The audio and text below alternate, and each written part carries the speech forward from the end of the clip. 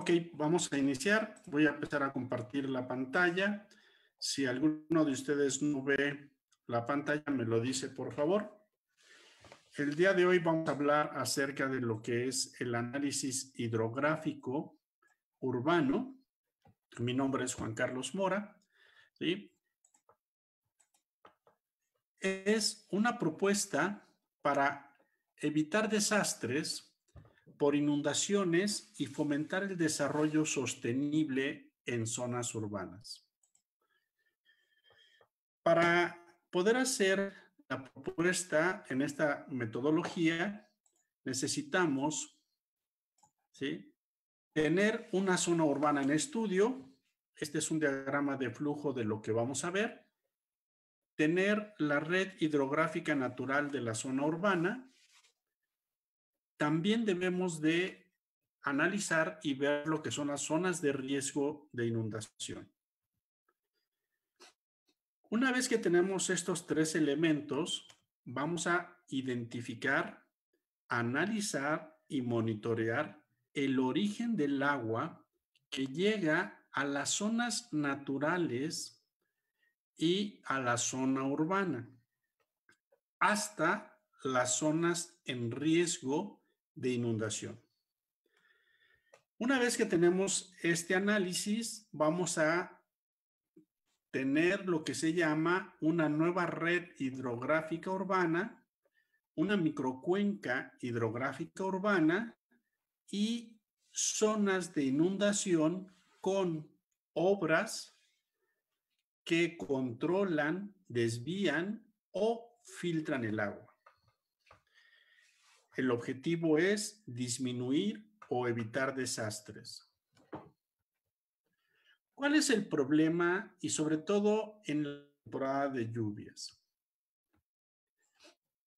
La Universidad Estatal de Colorado menciona que la temporada que se acerca será peor de lo que se ha visto en años anteriores. Por lo tanto, vamos a tener más agua y lo que se ha visto en la actualidad es que hay lluvias intensas en muy poco tiempo. En una zona urbana, ¿cuál es el problema?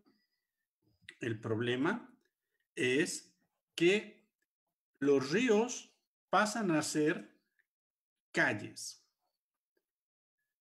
Las calles pasan a ser ríos. Las calles en ocasiones son ríos turbulentos y las colonias se convierten en lagos.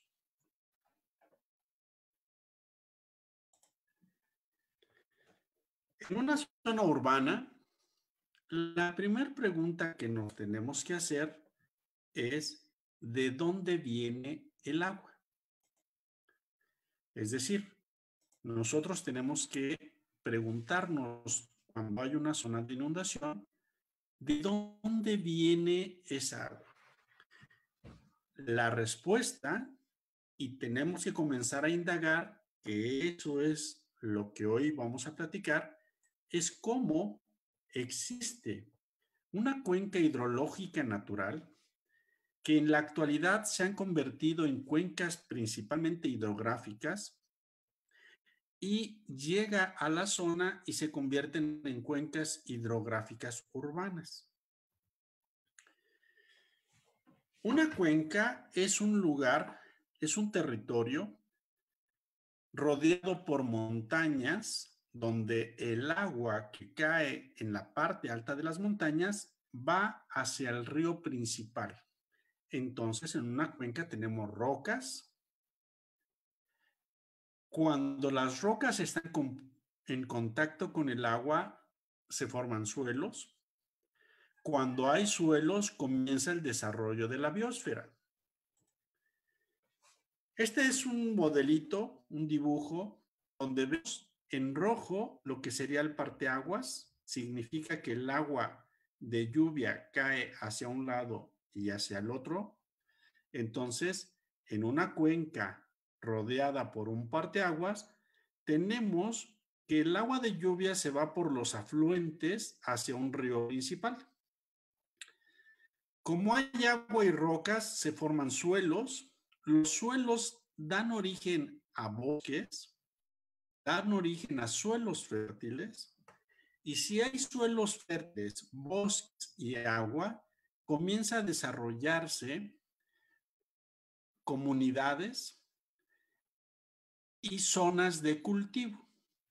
En la parte baja o en los valles comienza el crecimiento de lo que son las zonas urbanas o las ciudades.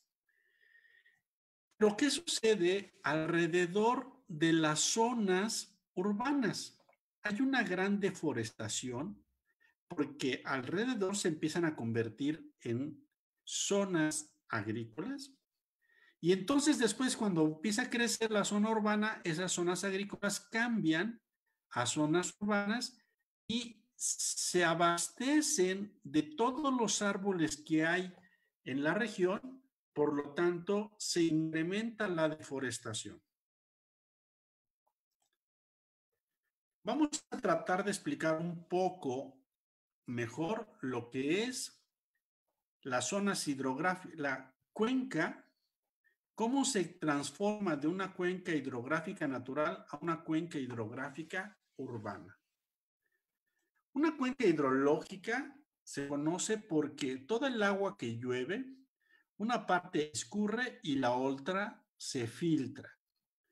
Una cuenca hidrográfica se refiere a la zona que solamente escurre.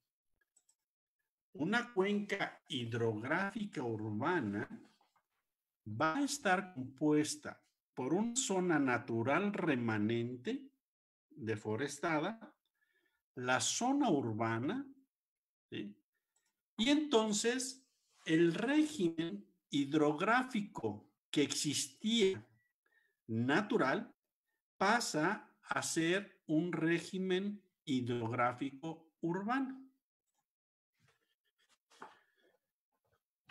Esto se me hace muy interesante porque de forma natural toda el agua que escurre y se filtra, ¿sí?, fluye hacia un río principal en la red hidrográfica natural. El agua que se filtra se va hacia lo que son los mantos acuíferos. El agua que escurre se va hacia los lagos, hacia los ríos. Pero en una red hidrográfica urbana, al conectar las nuevas calles, cuando crece la zona urbana, al conectar las nuevas calles con las calles principales y al conectar los drenajes existentes, entonces producimos una sobrecarga y hacemos que los ríos, las calles se conviertan en ríos. Los drenajes se vean sobresaturados y en lugar de fluir el agua la expulsan y las colonias se inundan. Con la propuesta que estamos trabajando, al hacer el análisis hidrográfico urbano, el agua no debe de concentrarse en las calles. Esa es la propuesta que debemos de trabajar para que el agua no se concentre a las calles. Esa es la propuesta. Entonces, para poder hacer un análisis hidrográfico, lo que tenemos que hacer es primero indicar cómo podemos registrar lo que es una cuenca. Para ello, este es un mapa topográfico. Debemos encontrar todos los arroyos, los afluentes y luego el cauce principal y el punto de salida. Lo que tenemos que encontrar al hacer el análisis con un mapa topográfico. Posteriormente, se localizan todos los puntos más altos de acuerdo al mapa topográfico. Y los podrán ver en esos puntos azulitos. Son todos los puntos más altos que hay en toda nuestra cuenca. Y entonces delimitamos, aquí se puede ver en verde, toda la cuenca, ¿sí? En esta zona, este es mi punto de salida. Este es un dibujo para ejemplificar esto que estamos viendo. En rojo sería todos los puntos altos. En azul nos indica la dirección, las flechas azules nos indican la dirección del flujo de agua. Estos serían los afluentes. Este sería el río principal y este es el área o el punto de salida. Así sería una cuenca. De acuerdo a Arthur, en 1996, las cuencas hidrográficas naturales se estudian y aquí quiero que vayan ustedes imaginando cómo se puede hacer para que en una zona urbana estos afluentes sean las calles. Vamos a ir relacionando ambas. La cuenca, el parteaguas es en rojo y entonces tenemos que los arroyos con orden 1 es donde inicia a circular el agua. Los arroyos o afluentes con orden 2 es cuando se unen dos de orden 1. Aquí los tenemos. Si se unen dos del mismo orden, cambian a un orden mayor. Por ejemplo, si se unen dos de orden 1, cambia a 2. Si se unen dos de orden 3, cambia a 4. Si se unen dos de diferente nivel, se queda el de mayor nivel. Si se une 1 y 2, se queda 2. Si se une 3 y 4, se queda 4. Y este es el ejemplo.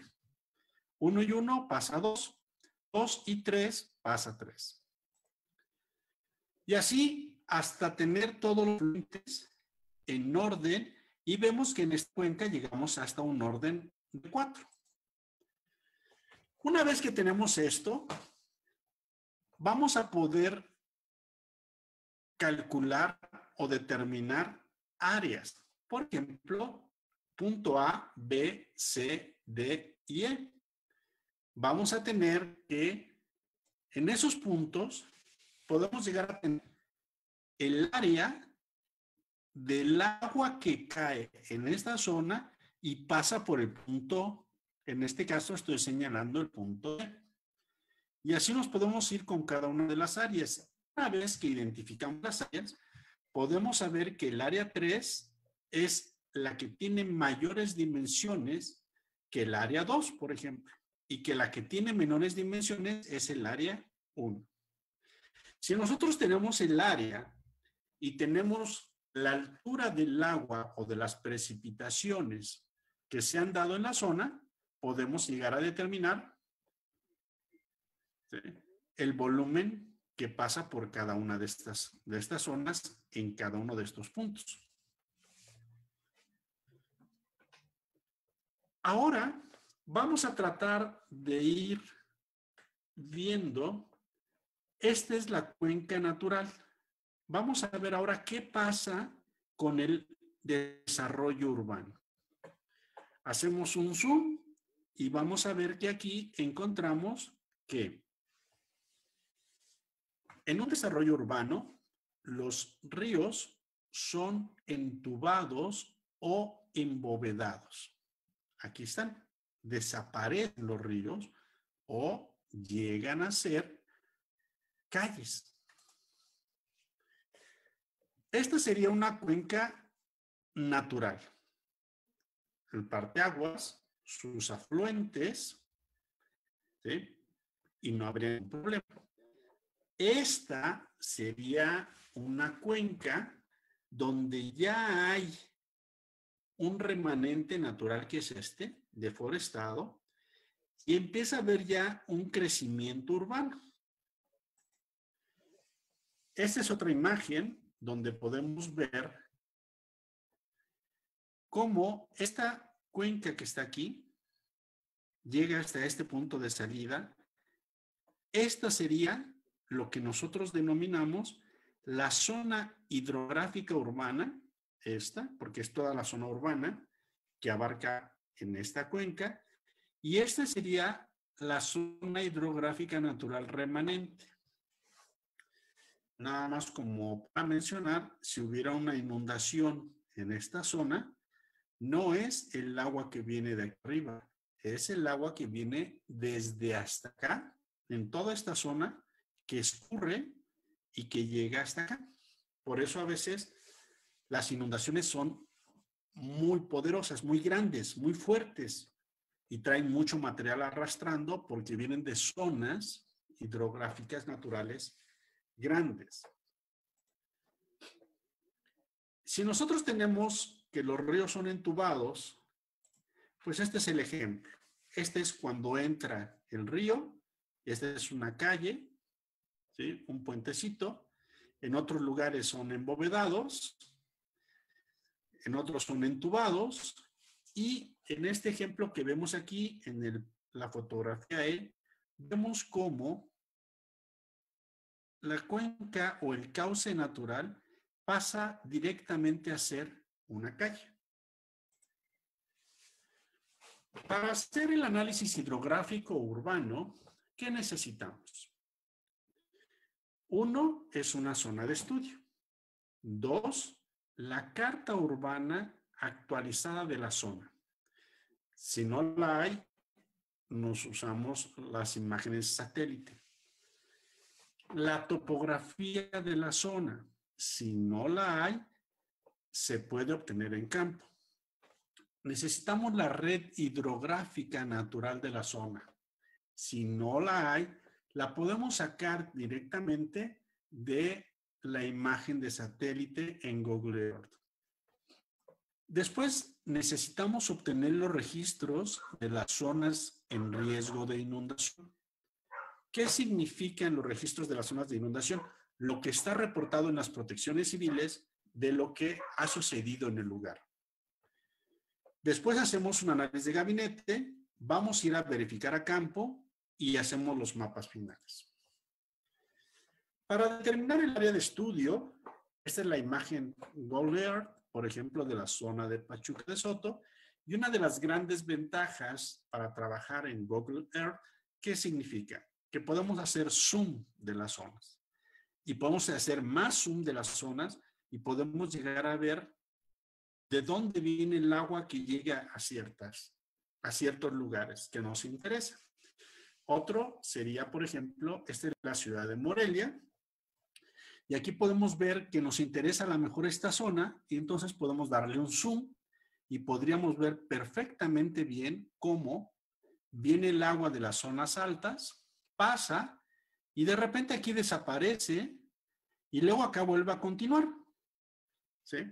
Es decir, podemos trabajar muy bien en esta serie de imágenes. En otros lugares, pues tenemos que las ciudades se desarrollan en los valles, pero podemos hacer estudios en zonas altas. Este es el ejemplo con el que vamos a trabajar, que es un proyecto que tenemos. Es la zona del río Sabinal, en Chiapas, Tuxtla Gutiérrez, y vamos a ver cómo en los mapas existen la hidrografía natural, pero lo que vemos aquí es la zona urbana, la población, que en realidad no respeta los cauces.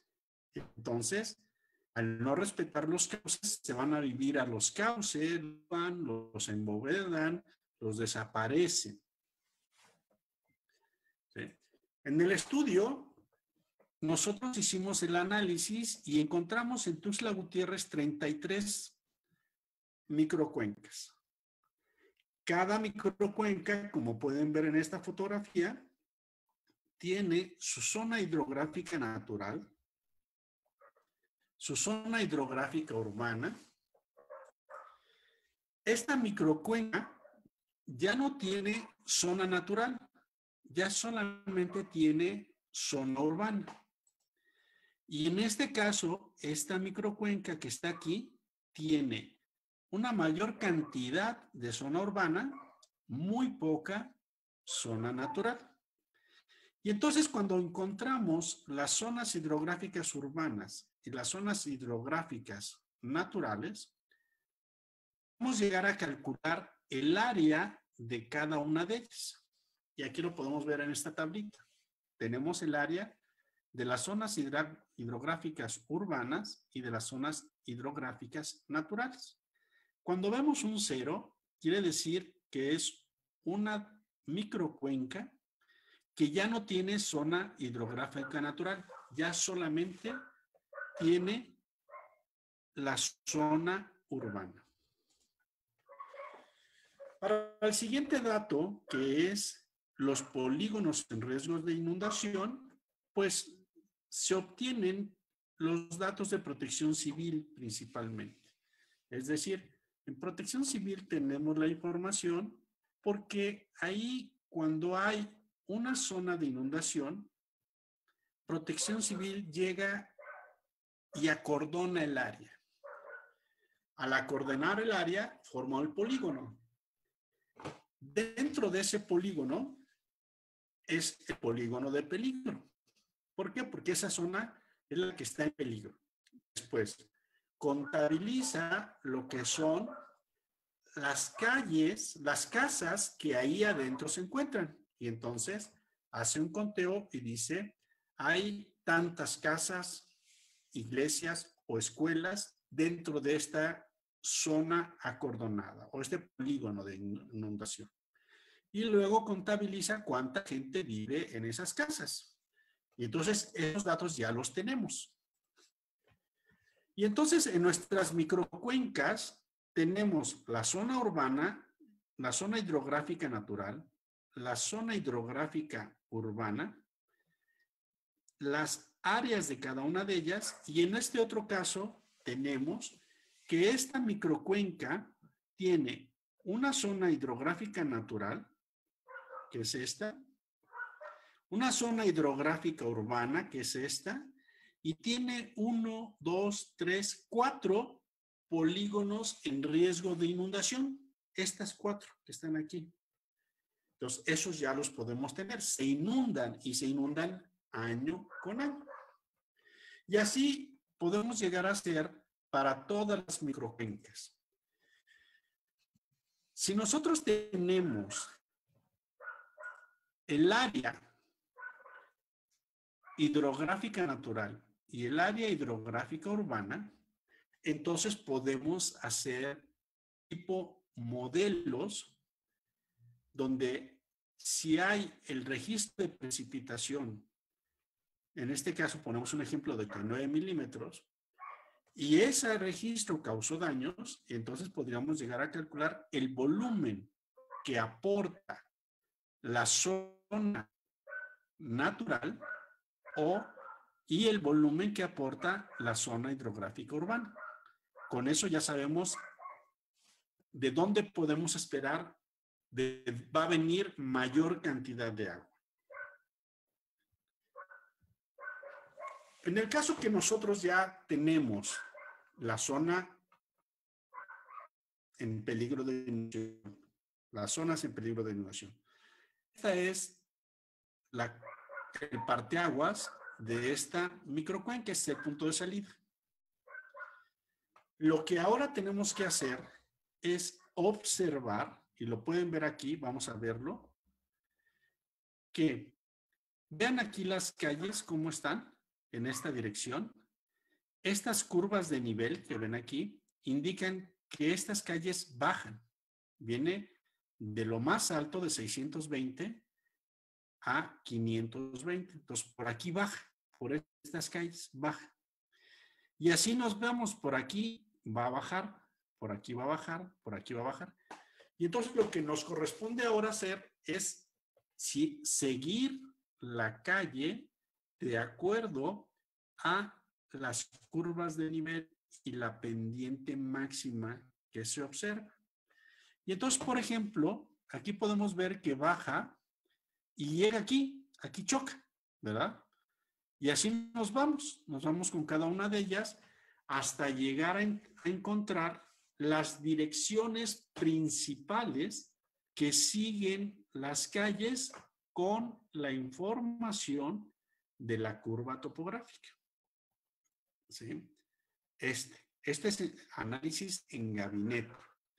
Entonces, cuando ya hacemos este análisis en gabinete, podemos llegar a definir una nueva área, es esta, que nos indica el flujo que sigue el agua hasta esta zona de inundación. Aquí vemos que se inunda en esta parte y aquí vemos que el agua que llega aquí viene de toda esta zona que está acá. Aquí viene, miren, aquí viene esta calle, choca en esta y se va hacia acá. ¿Sí?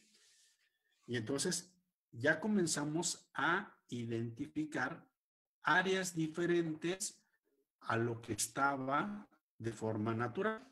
Esto ya es urbano. Voy a hacer este otro ejemplo de esta microcuenca y vamos a ver que esta es la zona natural, esta es la zona urbana. Aquí tenemos 3 zonas de inundación. 1, 2, 3. Y entonces, al hacer el análisis, estas son las calles, esto que está en gris son las calles. Vamos a ver que esta es la dirección que sigue las calles hasta llegar a estas zonas de inundación. Al hacer este análisis, llegamos a encontrar, ¿sí?, la saturación de la dirección que sigue el agua de acuerdo a la pendiente de la calle. Y entonces, ahora tenemos un nuevo parteaguas de acuerdo a la dirección que siguen las calles, ya que nosotros observamos esto, tenemos unos puntos de control en estos lugares. Esos puntos de control vamos a verlos en el trabajo de campo. Esto es gabinete. Una vez que ya terminamos de hacer este análisis, ahora sí nos vamos a ir al campo. Este es un dibujo para tratar de explicar lo que les estaba diciendo ahorita. Este es mi río principal. En rojo tenemos la pendiente natural. Todas las calles van a seguir la pendiente natural. Si tuviéramos 3 zonas de inundación, que son estas azul, vamos a agarrar esta zona de inundación, ¿sí? Vamos a ver, cuando nos vamos a vivir a los lugares, nos acomodamos de acuerdo a la pendiente. Por ejemplo, en este caso, vemos esta construcción que se acomodó de acuerdo a la pendiente. En este otro caso, se van acomodando de acuerdo a la pendiente, pero la calle sigue la pendiente, pero va chocando y va cambiando su dirección de acuerdo a las construcciones. Toda el agua va a circular ahora por la calle.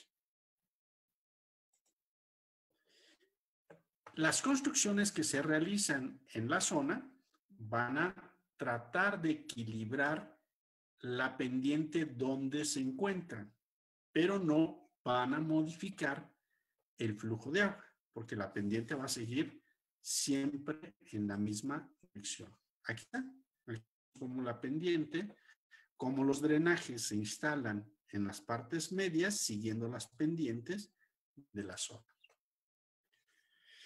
Entonces ahora, lo que corresponde es verificar todo lo que hicimos en gabinete, lo vamos a verificar en campo.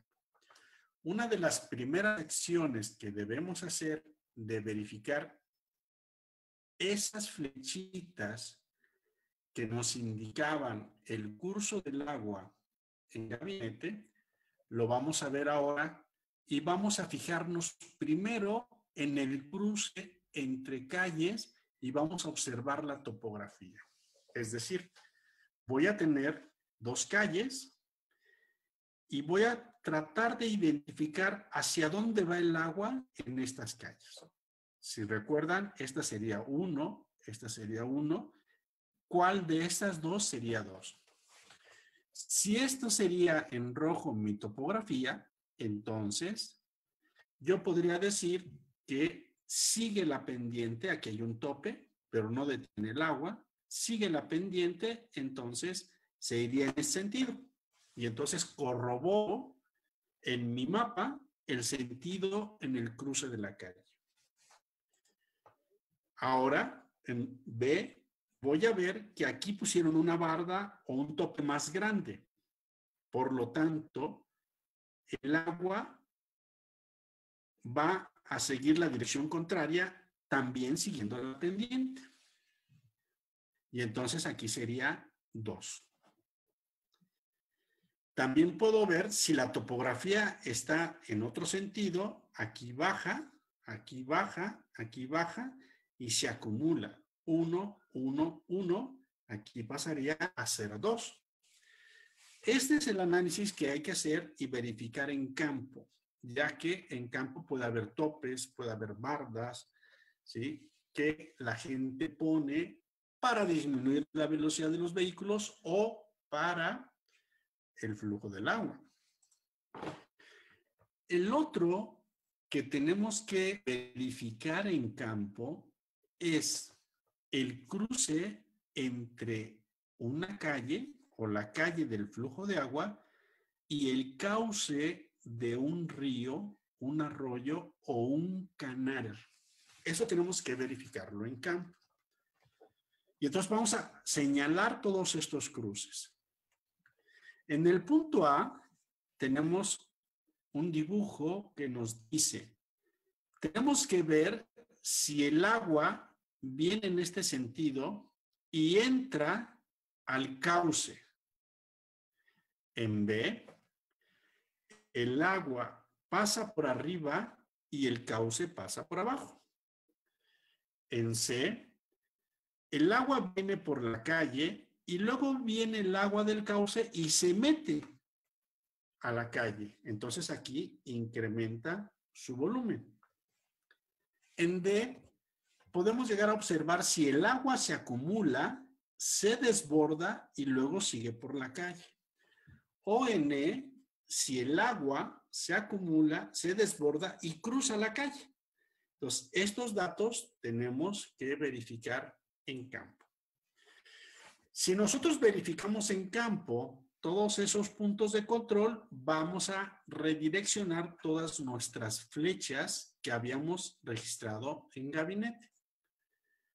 Por ejemplo, cuando llegamos al cruce del arroyo, del cauce del arroyo, con una calle, entonces vamos a tomar 2 puntos, el punto A y el punto B. El punto B es exactamente abajo del cruce. El punto A es arriba. En este caso, yo voy a medir el área hidráulica de esta en la parte de arriba, que sería este, el punto A. Voy a tomar el área hidráulica, la altura y la longitud del cauce. En el punto B, en este, tengo que observar, porque desafortunadamente así es, en algunos casos, para poder pasar una calle por arriba de un cauce se construyen muros y se dejan tubos, como la fotografía que vemos. Vean las dimensiones de el muro, la longitud y la altura.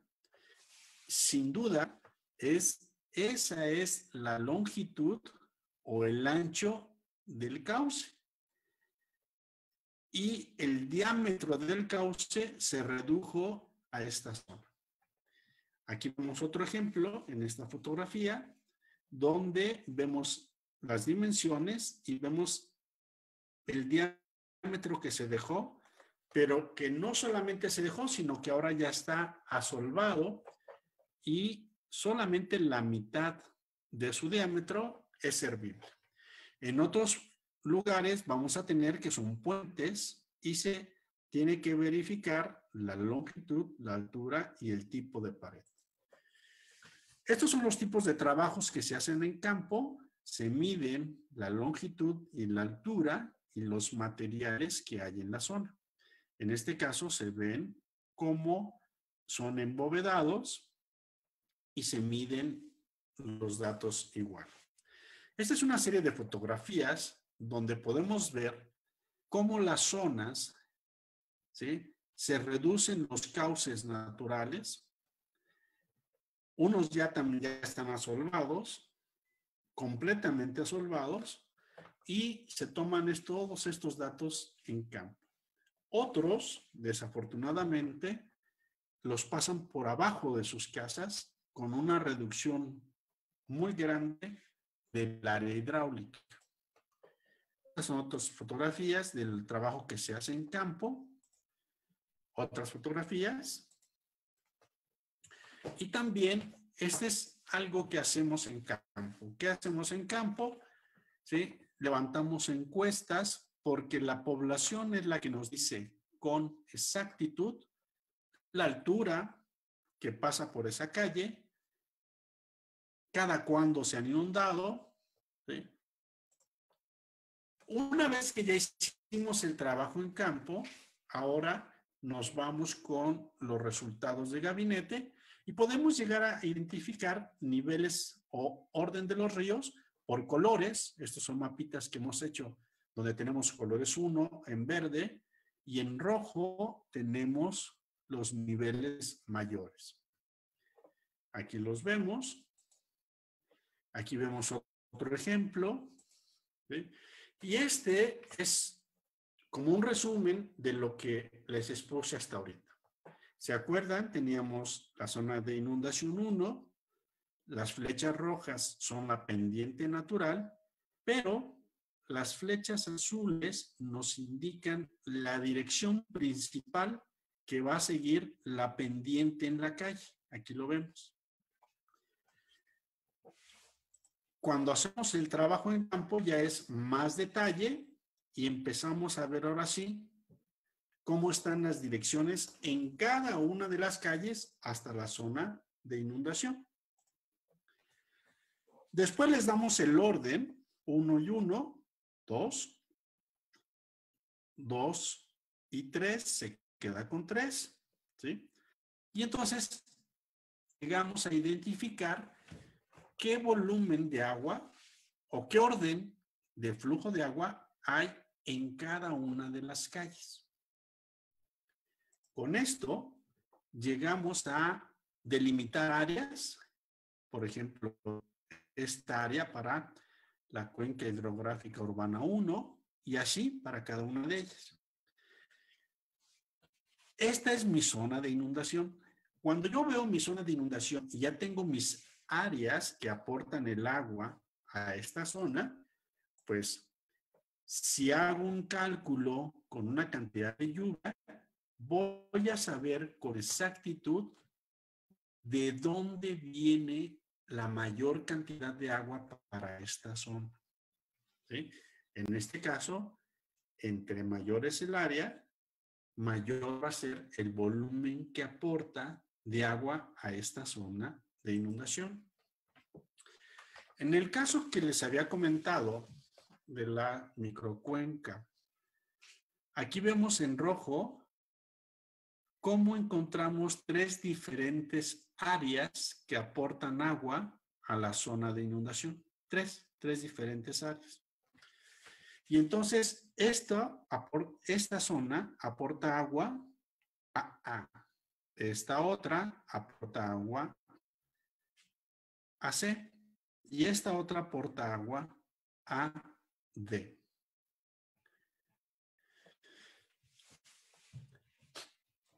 Aquí hay otra zona de inundación que es esta, en amarillo.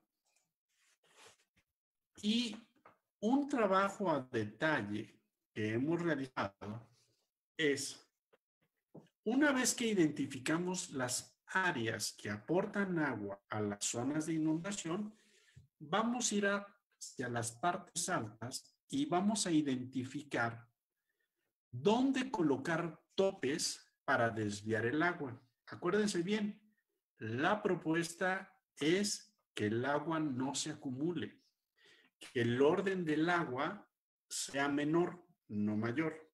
Y entonces, tenemos que buscar zonas para colocar topes para desviar el agua. Tenemos que colocar topes para redirigir el agua. Tenemos que provocar flujo laminar en las calles y que no se acumule. Esa es la propuesta. Pero no podemos hacerlo si no sabemos de dónde viene y qué orden viene. También debemos crear o proponer zonas de inundación inducida. Y la otra es que podemos identificar zonas para la retención de agua, ¿sí? Y posponer su flujo. Es decir, podemos llegar a tener zonas donde vamos a inundarlas, ¿sí? Durante la lluvia y después se puede ir el agua. En este caso, esta es una de las imágenes donde se encontró un terreno baldío, que es este. Este terreno baldío, que es este, es la imagen Google, y ese es el terreno baldío con fotografías en campo. Esta es la zona que se pusieron topes, se proponen poner topes, que redireccione toda agua de esta área, la redireccione aquí. La cantidad de agua que se dirija hasta este punto va a ser la cantidad de agua que disminuya hacia las zonas de inundación que siempre se presentaban. Y entonces, en este caso, proponemos topes. Toda esta zona azul es una zona de redirección de agua y esta sería una zona de inundación inducida. Este sería otro lugar. Esta es la parte donde aún es natural el cauce. Aquí ya está la calle adelante. Y entonces aquí se podría poner una obra de retención. Si vemos la imagen de satélite, observamos que aquí hay todo un terreno baldío. Entonces, podría esta también funcionar como un terreno baldío. Indudablemente que estos terrenos pueden ser terrenos privados, pero una de las ideas, que ya eso quedaría de parte de las autoridades, cuando se crea un tiradero de basura, en ocasiones se renta el terreno, se paga una renta para que pueda ser tiradero de basura. En este caso, como una propuesta, tiene que verse todas las cuestiones jurídicas y demás, sería poner unas obras para retener el agua, filtrarse el agua o inundar la zona. Y podría solicitarse al dueño de este predio rentarle solo para la época de lluvias, como en muchos lugares se hace para tiraderos de basura. Es una propuesta.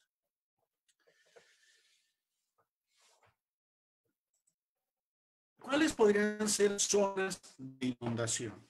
Una de esas zonas de inundación pueden ser parques.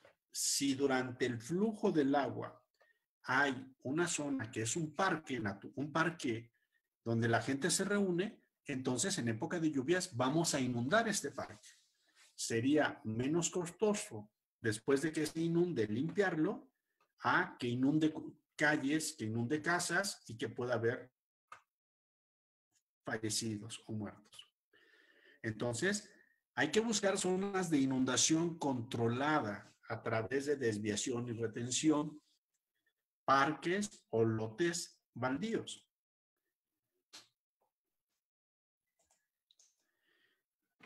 Se proponen hacer obras que detengan o desvíen. Esta es una imagen de cómo se pueden hacer obras, muros, en este caso gaviones, que pueden retener el agua, la filtran, disminuyen su velocidad, disminuyen su volumen, disminuyen su intensidad y podrían provocar la filtración y la recarga de mantos acuíferos.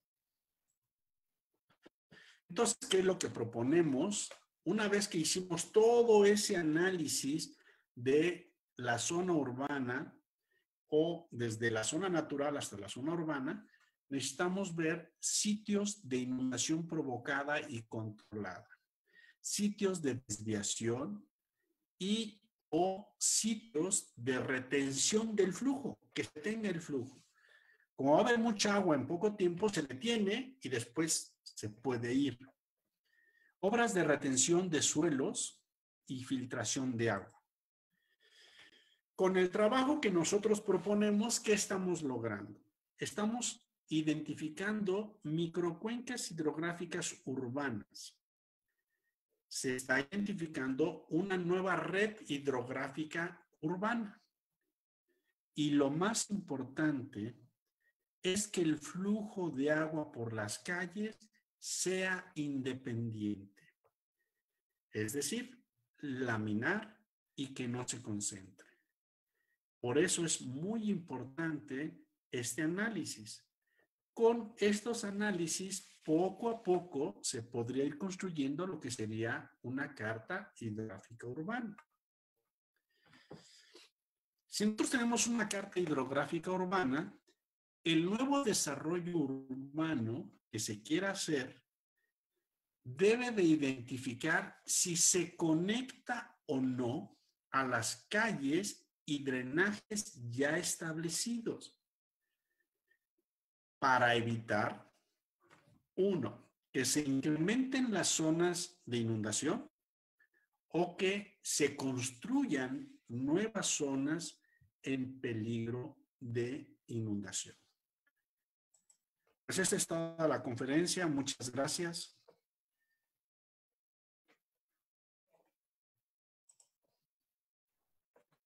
Gracias, profesor.